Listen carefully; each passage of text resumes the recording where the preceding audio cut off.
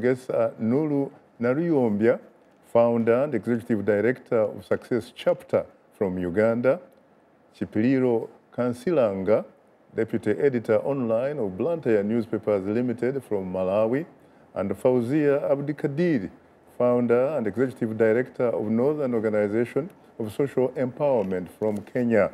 Ladies, once again, I have to say that I'm profoundly honored and exceedingly humbled to have the opportunity to host the three of you for the first time, and hopefully not the last, on Straight Talk Africa. Thank you, Chef. Thanks for having me. Thank you so much. You're most welcome. You're most welcome. Well, I have to come to you again, Nuru, and tell you that the people who have actually been saying this is not only a moment for Africa, really, globally, but it is also a moment for your generation. That this is your moment, really, you have to seize it. That, in fact, Africa right now is in a position of what someone has characterized as a beautiful woman. And I'm so lucky that I can breathe the same air with three beautiful, incredibly gorgeous ladies. That Africa is such an incredibly gorgeous continent right now, with plenty of attention, whether it is the United States, whether it is the European Union, whether it is Beijing, whether it is Tokyo, whether it is the BRICS, that it is up to Africa, frankly, now to decide what it wants to do and go for it. Okay. You believe that? Definitely. I think this is a great moment for us as Africa. First of all, we have the youngest population, like over 60% of young people, of our populations are young people. So first of all, we need to tap into that energy of the young people. We need to empower young people so that they can determine the future of Africa. But most importantly, saying Africa is being focused on, I think what Africa needs to do is take the opportunity, take advantage of the opportunity, make use of the opportunity. My worry is we might be very excited about this opportunity and it passes us by. You know, African countries need to sit and decide the future they want for their countries. You know, most African countries have celebrated over 50 years of independence. So I think we've learned enough from the mistakes we've done. So right now it's the time to say, okay, we've made some mistakes in the past. Let's correct the mistakes. Let's determine the future of Africa. But now that is not going to be done by someone else from other countries. We need to take part. We need to get into the kitchen and be part of cooking the next generation, cooking the next Africa. You know, we need to take part, we need to take personal responsibility. And each one of us, not just our governments, but individuals. You know, if I would specifically talk about my country, Uganda, when I'm back in Uganda, I kind of feel that we've given up. You know, we've given up on everything. So I think right now, each one of us in different African countries, we need to take personal responsibility. We need to take responsibility. The government has to play its part. The people have to play their part. The private sector has to play its part. One of the things I've admired here is the private sector is very much involved in the development of their country. And what I see back home is that the private sector is not really proactive in the development of the matters of the country. So right now, Africa, this is a great opportunity for us. Let's take full advantage of it. And let's maximize the opportunity, because, I mean, such opportunities do not come every day. So if we just sleep and wait, that means we are going to lose the opportunity. So it's a great opportunity, but let's sit, strategize, and fix the next 50 years of Africa. Chippy, what about you? Someone might come and say, wait a minute, this is simply, you know, talking the talk, without necessarily, frankly, being in a position to walk that talk so that Africa can walk the walk. Well, but I think that doesn't have to stop us from moving forward and looking to what we can then do. You know, learning from their past mistakes. If our leaders did made some decisions that were not good for our countries, for our nations, the best thing we can do is to actually learn from those mistakes and actually look forward and saying, how can we then do better? And I think that as Africa, we just really need to rebrand, you know, to rebrand and be positive about ourselves, be positive about the things that we have achieved, because quite often we have focused on what has not worked for us as Africa. We focus on hunger, disease, and poverty. Yes, those things are there. But you see how, for example, the time that I've been here, a lot of people that I met here really don't know much about the positive side of Africa. So all they know is about those issues. They know Africa is associated with poverty. Africa is always looking for aid. Africa, there's disease. Africa is Ebola. Is that our fault? But Perhaps our fault, we in the media, or is it not also in the media, but partly, yes, I will say that it could be our fault because we have not really taken time to create our own, to tell our own African story. We have let other people tell the African story on our behalf. We have not really focused on the enormous resources that Africa has and saying, you know what, this is going to work for us. This is actually working for us. Some of the 10 best growing economies in the world are from Africa. You know? Yeah, but someone might tell you that, you know, that could very well be a reflection of creative accounting, that in fact we are looking at a facade, an illusion. Because if that were to be true, how come those statistics are not reflected in people's stomachs? How come those statistics are not reflected in people being employed? Well, but at the same time, we also have to look at what has worked. If you look at how many companies and organizations, for example, or even countries are coming to Africa wanting to invest, wanting partnership, that will tell you something, that we actually want to move forward. That yes, those challenges are there, but we can actually do something about it. Remember how President Obama announced the $30 billion US investment. This was not aid for the first time, not aid, $30 billion US in investment into Africa. So it has to be like we're moving forward to a point of partnership. It's no longer about give us because we don't have and we need that money, but it's about, okay, let's see how we can work together. Let's see what you provide so that we also provide. Let's meet at some middle point and see how we can work things out. Let's look at a newly rebranded Chippy landing back in Blantyre. Yes. What are you going to find? Are you going to be a different person? I think so.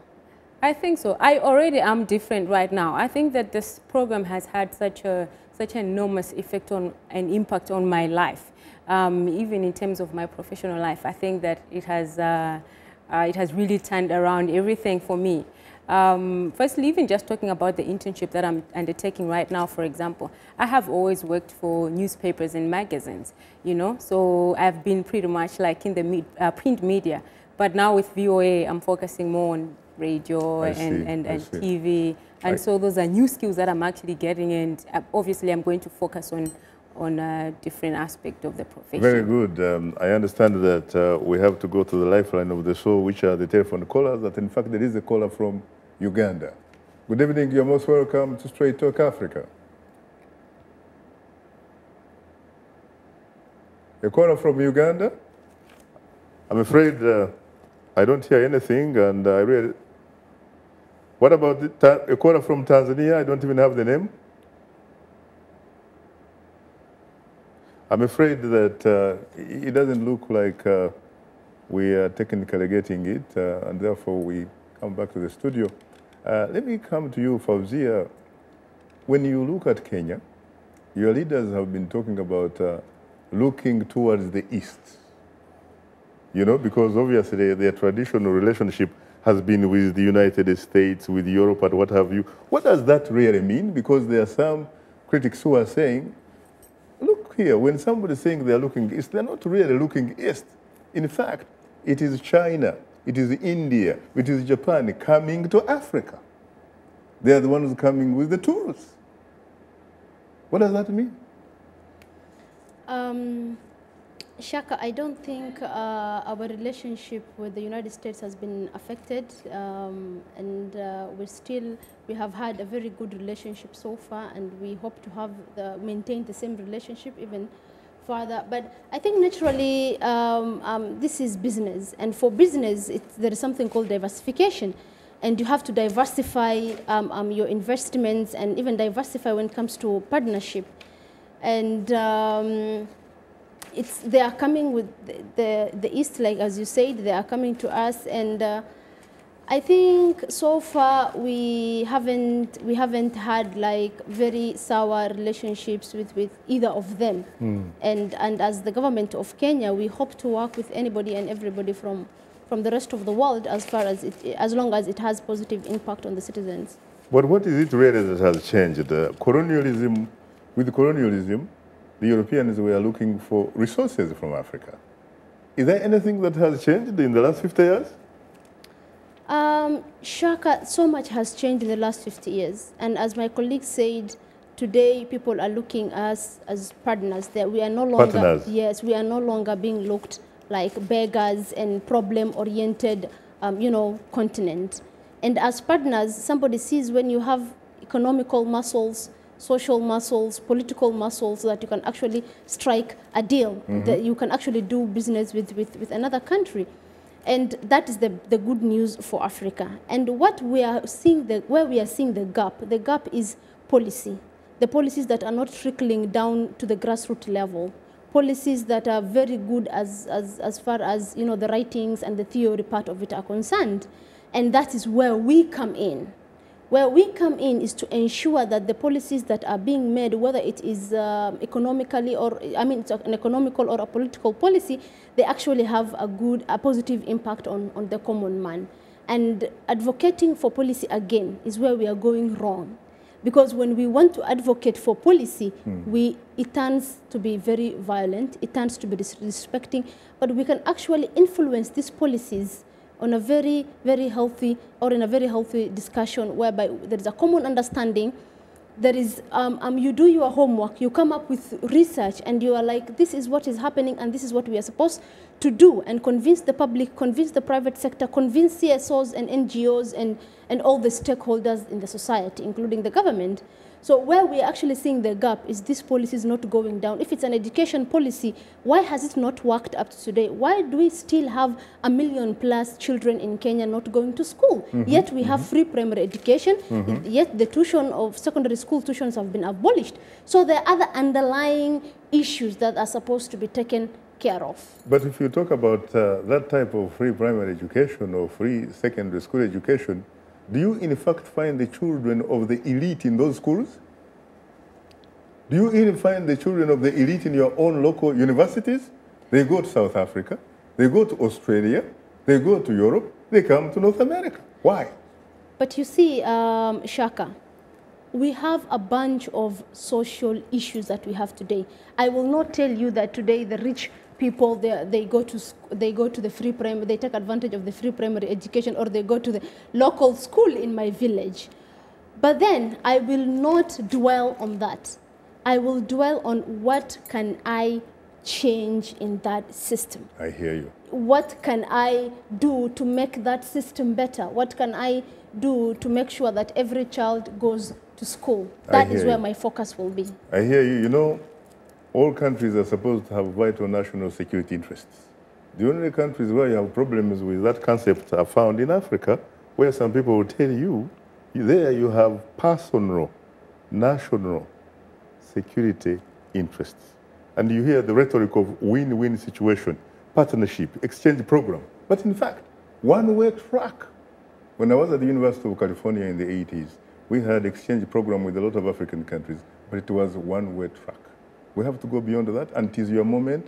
Ladies, your generation, these are the challenges for you. Thank you so much. On that note, thanks to our distinguished guest, Nuru Naruyomba, founder and executive director of Success Chapter from Uganda, Chipiriro Kansilanga, deputy editor online of Blantyre Newspapers Limited from Malawi, and Fauzia Abdikadir, founder and executive director of Northern Organization of Social Empowerment from Kenya. Thanks to affiliate stations, along with our viewers and listeners, we thank you for tuning in. For many of our Voice of America radio affiliates, Learning English is coming up next. And tomorrow morning, it's Daybreak Africa with James Bate. On behalf of the Voice of America, thanks for tuning into Straight Talk Africa. In the meantime, get better, not bitter, please. And remember to keep the African hopes alive.